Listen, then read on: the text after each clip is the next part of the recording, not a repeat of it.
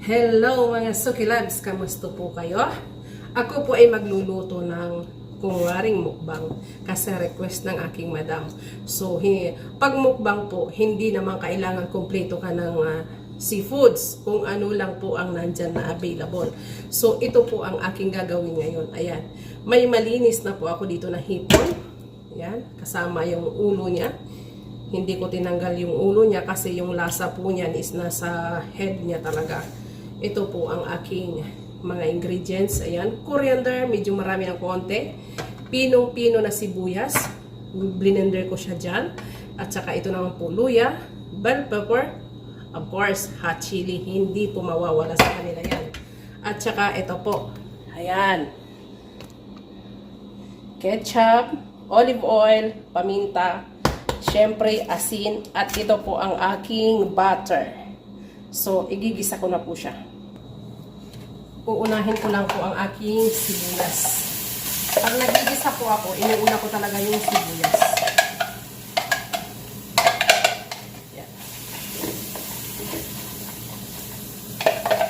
Ito kasi niluto ko noong Friday. Noong may mga bisita sila. Tapos, ang sabi ng amo kong babae, masarap daw, kaya pinaulit niya. Sabi niya, ipagluto mo kami sa Sunday, yung kami lang ang nandito. Sabi ko, okay, fine. Whatever.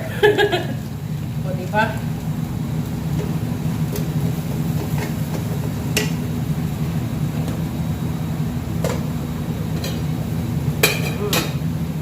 May mais po ito nakasama. So, nilaga ko na ang aking mais.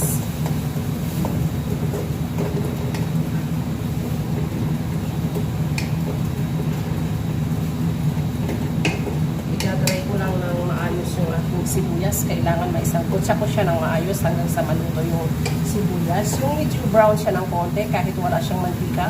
So ayan, naluto na siya. Ilalagay ko na ngayon yung aking butter. Ayan.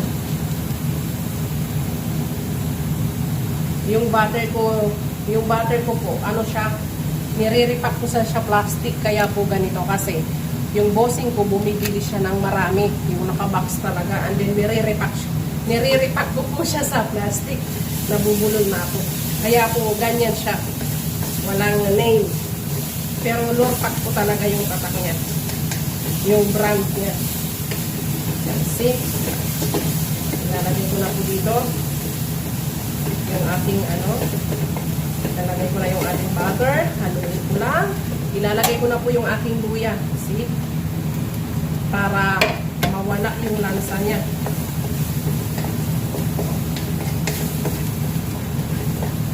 Diba?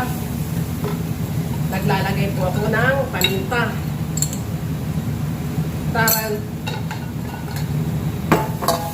And then, ito na po yung aking ketchup. Mga 3 to 4 tablespoon lang. Pagka kabisado mo naman na ganun-ganun na lang. Buhos-buhos na lang, diba? And then, konting asin.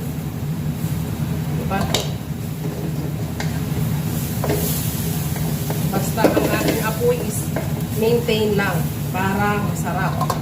So, ilalagay ko na ngayon ang aking hipon.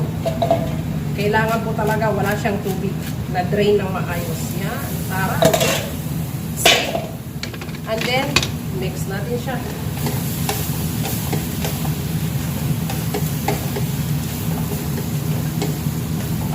Diba?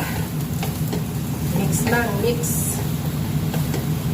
Tapos, maglalagay tayo ngayon ng konting toyo. Eto, masarap yung toyo na to. Hindi siya totally maalat.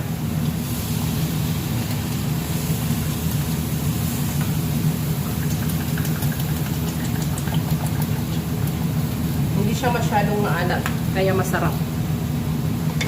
Diba?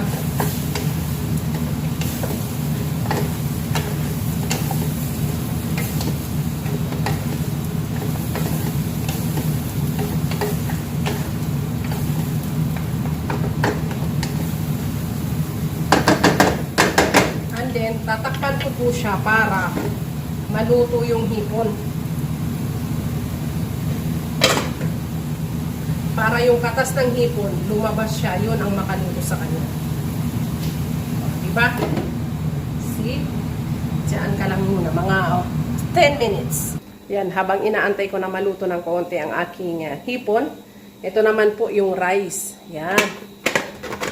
Sana ba, ang hirap ng buksan. Ano po ito, yung parang Philippine rice kasi gusto ng madam ko. Yan ang rice niya kasi masarap daw na partner ng mukbang. Ayan po yung rice ko. Yan, takpan ko lang siya. Ito naman, mais. Nilaga ko siya kasi i-chop ko siya mamaya. Ay i-slice lang pala. Yun ang ilalagay ko sa mukbang ko. So, ayan. Tapos na ang kanyang 10 minutes. Naluto na ang aking hipon. Ilalagay ko naman ngayon yung aking bell pepper at saka yung hot chili. See? At saka itong aking coriander. Yan. Lalakasan ko lang yung aking apoy. Wow. Looks yan.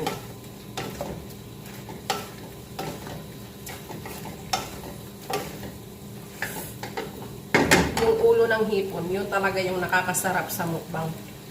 Yung iba, naglalagay ng mga kajun, yung mga ganun. Pero ako hindi. Yan lang. Very simple lang. Kung ano lang yung ingredients na nasa loob ng kusina ko. Dito sa bahay pala ng amo ko. Hindi pala sa akin. So, yan. O, diba? So, ayan. Ito na siya. Ito po ang aking olive oil. Huli ko siya na nilalagay. See?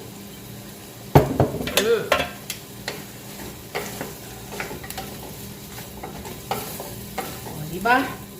Tapos, ito naman po yung aking pinakuluan na mais. Ilalagay ko na siya dyan.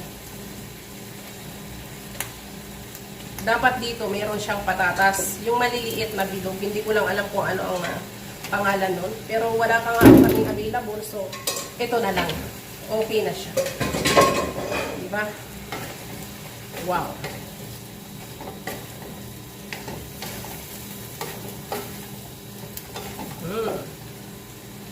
At this point po, hihinaan ko na yung apoy niya.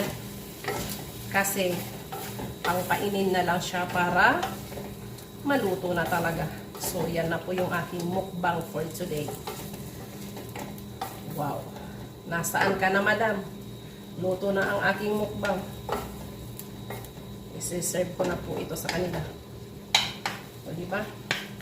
Ganyan lang. Ganun lang ka-easy. O, diba? So, ito po. Tingnan mo. Yan! O, diba? Luto na siya. Ready to serve.